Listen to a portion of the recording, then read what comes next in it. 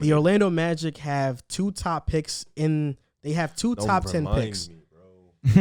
The Magic have the 5th overall pick, and they also have the 8th overall pick. And at this point, I think everybody knows who the 5th pick is going to be. It's Jonathan Kuminga. The top 4, I think, is set in stone. Suggs, Green, Mobley, Cade.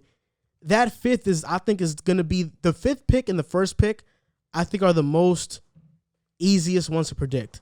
Cade and Kuminga. You know what's crazy that you say that? I saw a mock that had Scotty going 5. And we talked about Scotty versus Kuminga. I don't think it's too far off. I think that if Scotty goes 5, then Jonathan would drop down to the 3.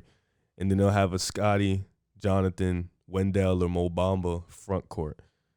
So that's how it would be. So that's what I've seen. But I think because what people are, what I was reading up on is people are starting to look at the tape. Now that the season's almost over, you get more time. And Kuminga struggled. He's a bad defender. He has the instincts to be a great defender, the wingspan, the build. But what they were seeing from the G League Ignite was he's a bad defender against guys who, like we said, are low-tier NBA players. So, I think right now Orlando's in a bit of a funny situation being they have 5 and 8. And they have a lot of young talent. They have Markelle Fultz. He's still really young. Cole Anthony, he's young. RJ Hampton's really young. That's in your backcourt. And then your front court, Isaac's young. Okiki is young. I don't even know if I'm saying his name right. It is. Oh, okay. Is it really? All right. Wow, on the first try. Mo Bamba's young. Wendell Carter's young. So Kiki.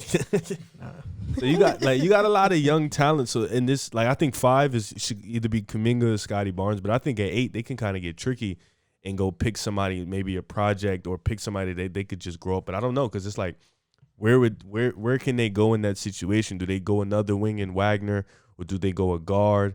I don't really know what the situation Orlando's going to do, because they have a lot of young youth on their team. Are you saying at 8 or you're saying at 5? At 8. At 5, I know there's either going to be Kuminga or Barnes. I think they're going to lean Kuminga based off what they've been picking in the past years, athletic, long wings. Mm-hmm. So I think based off that, they're going to go Kuminga. And I think Kuminga would probably fit more with Isaac and Okiki. But at 8, they can go shooter. I don't think they have a lot of shooting on their team, so I think they can go shoot. But I don't think Kispert gets picked at 8. It's too high. Orlando, they're one of those teams that they were bad, but they have a lot of talent. You look like all of their positions outside of the small forward positions are basically filled. You look at point guard, Cole Anthony, Markelle Fultz, RJ Hampton. Shooting guard, Terrence Ross, Gary Harris. Small forward right now is Dwayne Bacon. Power forward, Jonathan Isaac. The way you said that. At center, Dwayne Bacon. At center, it's Mo Bamba and Wendell Carter. So in this draft with the 5th pick, they're going Scotty Barnes or Kuminga.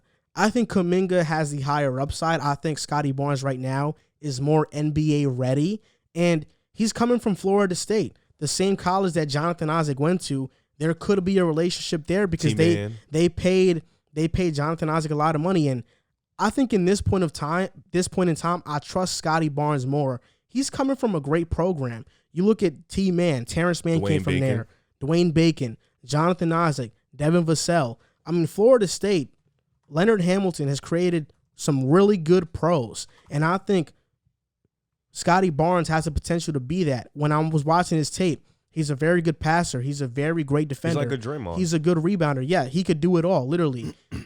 He shot 50% from the field in college, 27% from 3. But Kuminga in the G League shot 38% from the field and shot poor from 3. So his offensive game isn't refined enough to where he can make an immediate impact. And as a defender, he really struggled. But the tricky part is that 8th pick. Because when I look at Orlando, I think they go Buck Knight. That would be a good pick. But this is the thing. When you look at Orlando, let's say they draft Scotty Barnes or Kuminga. They're basically drafting defenders. Mm-hmm. And their team is made up of defenders. Wendell Carter, Jonathan Isaac, Kuminga, let's say hypothetically, even Gary Harris. Outside of their guard position, they don't have much offense. So at the 8th pick, they could draft maybe a Keon Johnson, a Franz Wagner could be a good pick.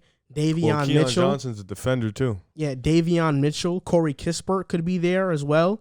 Or you said James Bucknight could be there as well. So I think with that 8th pick, they go with the scorer. That's what I'd go with at least. Yeah. Okay. And Honestly, hopefully they nail it because the 8th overall pick is the cursed pick. Yeah. We've been talking about it. You know, players drafted there have been Brandon Knight, KCP, Brandon Wright, Jackson Hayes, Obi Toppin, and I can name more. But if you do your research on the 8th overall pick, most of them have been busts. Outside of Colin Sexton, most of them have been busts. Yeah, and I think like based off the team you just named out, probably be their 3 and their 2 are their weakest positions right now, being that Terrence Ross, you know, he's on the other side. He's a 6th man. Yeah, he's on the other side of 30. Gary Harris, he hasn't been the same for a couple years, and they're probably not going to keep him with that big contract. You're a fan of Cole Anthony?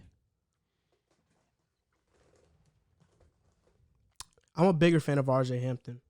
I'm neutral on it. And Markelle?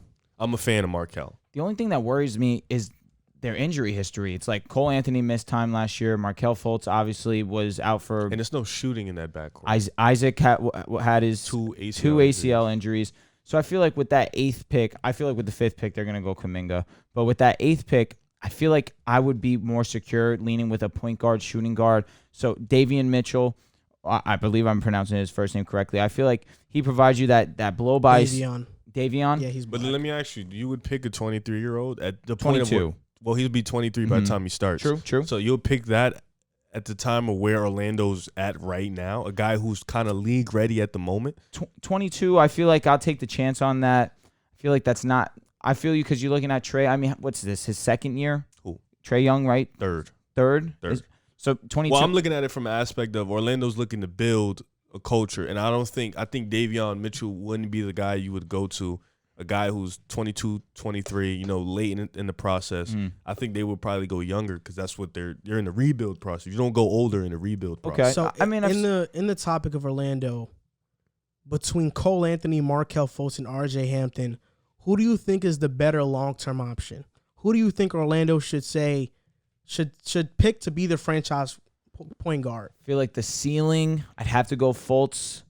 I would go RJ Hampton, then Cole Anthony. Cole Anthony had a few flashes of clutch shots down the stretch where he had a few buzzer beaters. I just feel like Markelle Fultz has more to offer to the squad. I like RJ Hampton. It's just if Markelle obviously wasn't injury prone, which that's a lot of players' issues, but Markelle has so much potential, and it's just such a shame we're not getting to see it. I'll probably go Fultz, Anthony, Hampton. I'm going RJ Hampton first.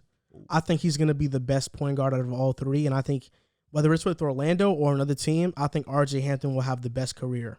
I think even right now, I think RJ Hampton is better than Fultz and Cole Anthony. What makes you say that, though? He's a better shooter than those two.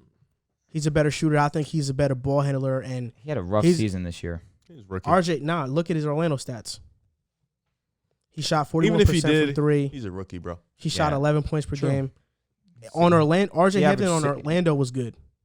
On Denver, he wasn't good. Yeah, well, Denver has a lot of guards. Yeah, his minutes were in spurts. You can't really expect to get Probably a rhythm at the in end spurts. of the game. On Orlando, he averaged 11.2, 2.8 assists, 5 rebounds. That is pretty firm. For a rookie, definitely you take that to the crib. You look at the shooting percentages, too. When Markelle played, he showed a lot of potential. He shot 26% from 3. But Markelle has never been a good shooter, even from when he got drafted. You need that as a guard now. You need that as a guard. You really need that as a guard. Or you need something to compensate. And Cole Anthony shot 39% from the field. Mm-hmm. No, he's a volume scorer. He's inefficient. I just think RJ Hampton is the best option for Orlando long term. Okay. And he also has more size than those other guys too. I think Markelle and him are around the same height. I think they are the same height. Hampton's 6'4". Yeah, Markelle Fultz is 6'4". Yeah. And then let's see. Cole Anthony, I think he's short. I think Markelle Fultz, they probably paid him prematurely. 6'3". They probably should have waited it out. Yeah. But, I think RJ Hampton should be the long-term answer at point guard for Orlando. Markelle's 6'3", so Hampton's taller than he is. Yeah, so Hampton, he's taller. I think Hampton is a better slasher than those two, and he's just a better shooter. I think all around. See if he gets his opportunity this year. I hope he does. I mean, that point guard spot is flooded. It's up for game right now. It's gonna be hard. So you guys think that Orlando has a good amount of talent on the squad. Do you think they could squeak in an 8, 9, 10? They're too young. I think they're a couple years away. Good and I also young think core. they're too injury prone to make any noise really. or And to I even want to make see a what push at head all. coach they hire as well. Okay. That's another thing. I want And to see I what head coach want to they see hire. how Jonathan makes that leap from offense. You know, It's just gonna be hard coming off 2 torn ACLs. That's just so Yeah. brutal.